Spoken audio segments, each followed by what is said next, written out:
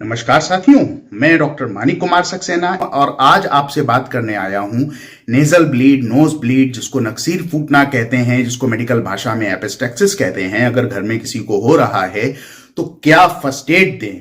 दूसरा चीज, first aid से जब नेजल ब्लीड रुक जाए तो उसके बाद ऐसा क्या ना करें कि दोबारा नेजल ब्लीड ना हो, या ऐसा क्या करें कि दोबारा नेजल ब्लीड ना हो। यहां यह तथ्य उल्लेखनीय है कि 100 में से 90 nasal bleed non serious nature की होती हैं, घर पर फर्स्ट एड से रुक जाती हैं। फिर भी आपको सलाह है कि अगर नेजल ब्लीड हो रही है और जो मैं मेजर्स बता रहा हूं उससे रुक जा रही है, उसके बाद अपने ईएनटी विशेषज्ञ की सलाह जरूर लें। इससे पहले कि मैं आपको बताऊं कि नेजल ब्लीड होने के दौरान हमको क्या करना है, आपको नाक की जो, ये आपको पता है ये हार्ड पार्ट है, यहां हाथ लगा के देखेंगे हड्डी है, ये सॉफ्ट पार्ट है। तो इस चित्र को अगर हम देखते हैं तो इस चित्र में नाक का ये रहा हार्ड पार्ट ऊपर वाला, ये रहा सॉफ्ट पार्ट। एक ब्लड वेसल यहां पर आती है जो कि होंठ से आती है, एक ब्लड वेसल तालू से आती है, एक ब्लड वेसल नाक के पीछे से आती है और दो इधर आंख की तरफ से आती हैं। ये पांचों ब्लड वेसल यहां पर एक गोल जो एरिया आप देख रहे हैं यहां पर आकर इकट्ठा हो जाती हैं, इसको लिटिल्स एरिया कहते हैं। और यहीं पर ब्लड वेसल्स के इरोड होने की वजह से नाक से खून बाहर निकलता है। तो ये सॉफ्ट पार्ट है जिसके पीछे वो वाली ब्लड वेसल्स होती हैं जिनसे खून निकलता है।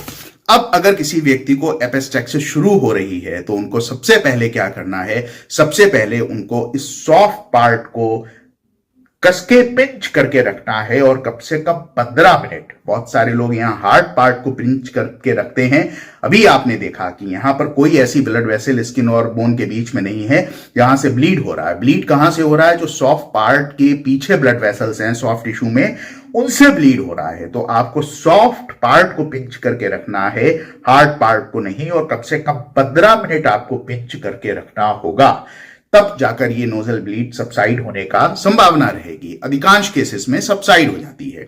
दूसरी ये चीज आती है, जब नेजल ब्लीड होती है तो क्या हम लेट जाएं या बैठे रहें, या हम पीछे झुक जाएं या हम आगे झुक जाएं।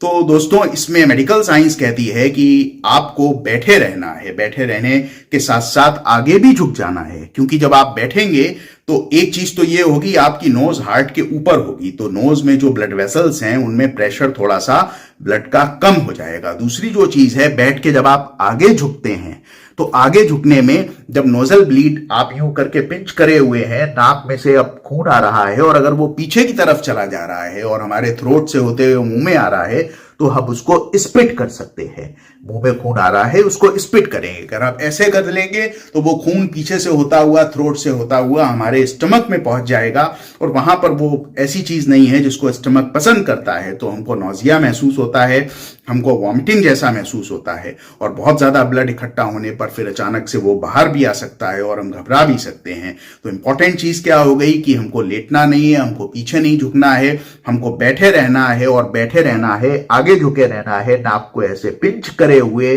और साथ में 15 मिनट तक ये प्रोसीजर कब से कब करना है।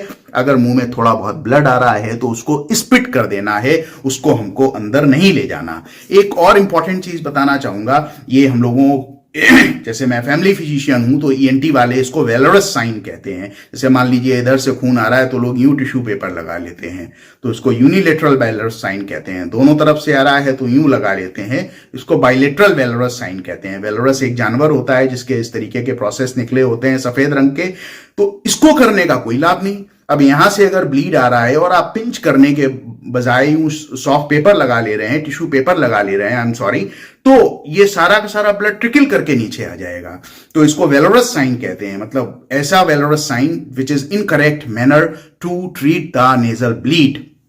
कुछ लोग क्या करते हैं कि एब्जॉर्बेंट मटेरियल जैसे कॉटन वगैरह यहां पर लगा लेते हैं। फिर आप नाक की एनाटॉमी देखिए, ब्लीड यहां से हो रहा है, अगर हम यहां कॉटन लगा भी लेंगे तो ये ब्लीड को रोकेगा नहीं, केवल ये ब्लड को यहां पर एब्जॉर्ब करने में मदद करेगा, एब्जॉर्ब करने में, जिसका कोई फायदा नहीं है। तो हमको नोज को पिंच करना है, आगे झुक के बैठना है, मुंह में अगर कुछ भी ब्लड जैसा आ रहा है तो उसको स्पिट करते रहना है। अब एक और महत्वपूर्ण जो चीज आती है, सिटिंग पोजीशन के बाद कैसे सिटिंग, कैसे आगे झुकना है, क्यों नहीं लेटना है, वेलोरस साइन बताया आपको, सॉफ्ट पेपर बताया, कैसे क्यों एब्जॉर्बेंट मटेरियल नहीं रखना है, कि और खून थूकते रहना है, कि आइस क्यूब को मुंह के अंदर रख लेने में भी बहुत फायदा होता क्या है, आपको बताया था, एक आर्टरी हमारे तालू से होती हुई नाक में जाती है और एक होंठ से होते हुए नाक में जाती है। तो अगर हम आइस क्यूब्स को मुंह के अंदर रख लेते हैं तो इससे यह फायदा होता है कि जो आर्टरी है जो नाक में जा रही है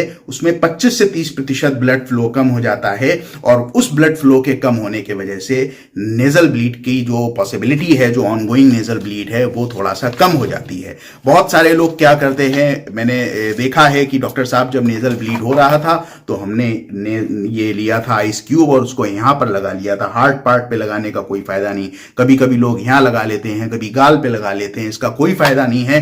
फायदा तब होता है जब हम मुंह के अंदर आइस क्यूब्स को रखें। नहीं आइस क्यूब रख सकते हैं तो कम से कम हम एक काफी ठंडा पानी मुंह के अंदर भरकर रख सकते हैं। जो तालू से और होंठ से ब्लड वेसल जा रही है उसमें ब्लड के फ्लो को कम करता है। इसके अलावा नेजीवियन और ट्रिविन जैसे नेजल स्प्रे आते हैं, हम उनको भी नोज में स्प्रे कर सकते हैं जो वहां पर नेजल ब्लड वेसल्स को में ब्लड फ्लो को कम करते हैं और जिसके वजह से नेजल ब्लीड रुक जाती है।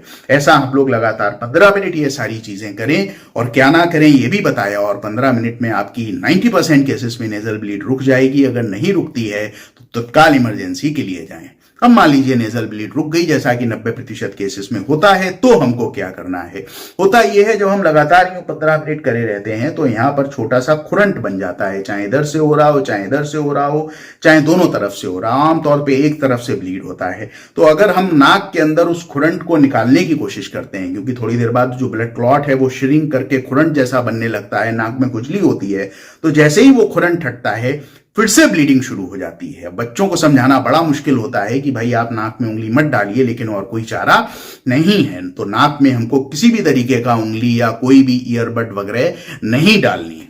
दूसरा जो चीज होता है, आपने देखा होगा, ये जो नाक से खून आता है ये आमतौर पर गर्मी के सीजन में जब ड्राई एयर होती है आता है, सर्दियों में भी ड्राई एयर होती है एसी वगैरह के सामने, तो ये नाक के अंदर की जो सॉफ्ट पार्ट की ब्लड वेसल्स हैं इनको ड्राई एयर लगातार डैमेज पहुंचाती है और फिर वो फट के खून बहने लगता है।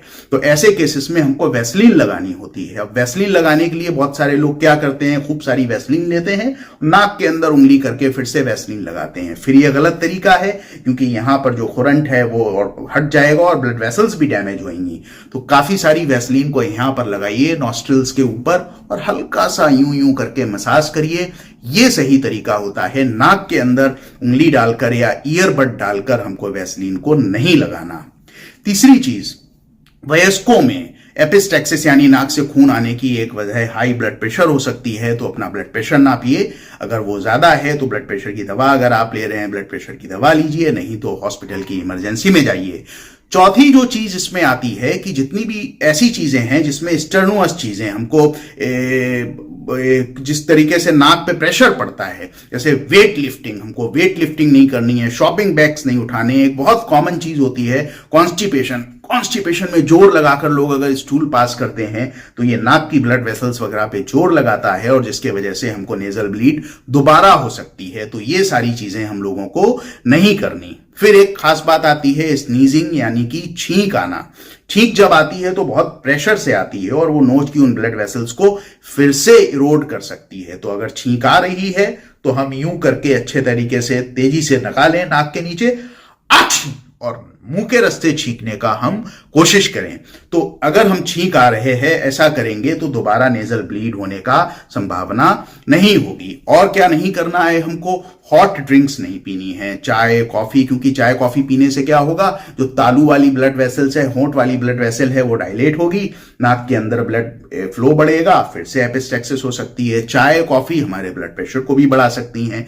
कोई भी गर्म पेय पदार्थ हमको नहीं लेना है। हाँ, ठंडा पेय पदार्थ हम लोग जरूर ले सकते हैं। तो अब तक के वीडियो में मैंने आपको बताया कि कौन कौन सी ऐसी चीजें हैं जो हमको नेजल ब्लीड के दौरान करनी है, कौन कौन सी ऐसी चीजें हैं जब नेजल ब्लीड रुक जाए तब करनी है और दोबारा नेजल ब्लीड ना हो।